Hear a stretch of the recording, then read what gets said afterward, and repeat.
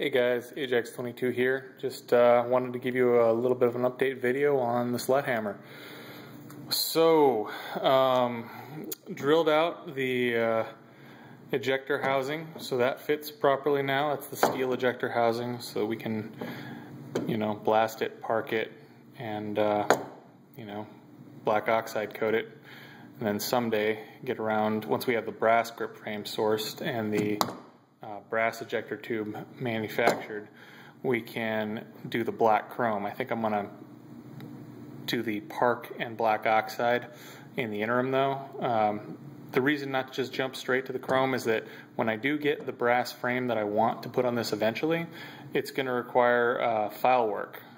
This one required a significant amount of file work to fit, and if we're doing file work on chrome, it's going to be absolutely horrible and completely, be heartbreaking. So we're just going to dump $600 into refinishing a gun that then has to be refinished afterwards. So as much as I am for instant gratification on a lot of things, I think patience is the watchword, and the nice satin black finish that we're going to get from doing a black oxide finish over a park should give us a good approximation of what the final product will look like, and it'll let us shoot it in the interim.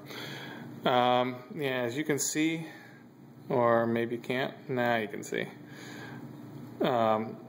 Basically had to use pattern files to blend, not pattern files, flat files, to blend the curvature of the frame to the grip. You can tell that this grip was off a later generation gun just by how much the angles of the frame and the angles of the grip, and how much had to be removed to make them not have lips on them. It's a lot closer now. It's never going to be perfect, as you might be able to see once this gets into focus. There's a little bit of a lip here and a little bit of an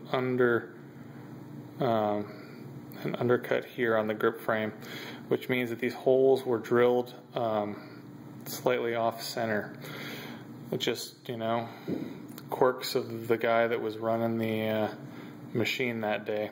It's only a few thousandths one way or the other, and unless you're extremely anal, you're not going to notice. But since this isn't the final grip frame that we're going to put on this gun, I didn't think it was worth ridiculously stressing about. It's still going to irritate me, but I can make myself feel happy by shopping for the new one. As you can see, I did eventually track down a steel microsight. This is a very first generation one.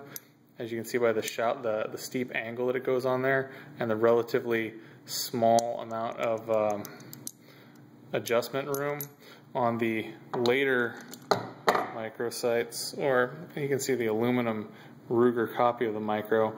It's got a little bit of a bump, on the bottom, which allows the pivot hole to be dropped down, whereas on the microsight that I have currently installed, it doesn't have the bump. It goes perfectly straight, and then the hole is actually in the straight bar, which has the effect of dropping dropping the end down a little bit, which limits the amount of travel you have. Just what I could track down.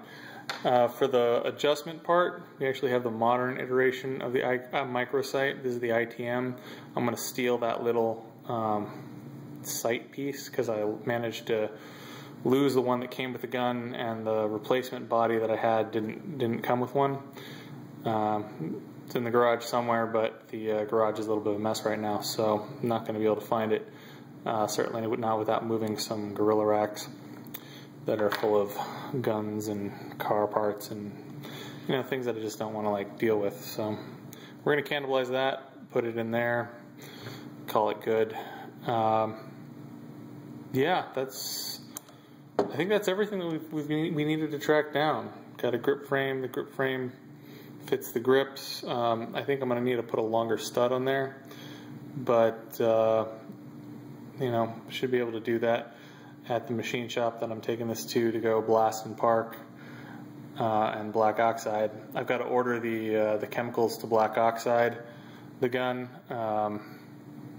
You know, I don't think the place I'm going to get this blasted has them on hand at the moment, and you know, I really wouldn't want to burn up their stuff anyway, or have them buy anything that, you know, they weren't using in the regular course of business. So I'll buy that, get it over there, and then we'll blast, park, and yeah, once we're blasted and parked, I'll do a quick video, maybe even do a video on the process of blasting and parking. It's really straightforward and kind of a lot of fun. So yeah, then we'll do a black oxide after that and call it good, or you know, call it good in the interim. All right, SlutHammer, looking very SlutHammerish. Have a good one, guys.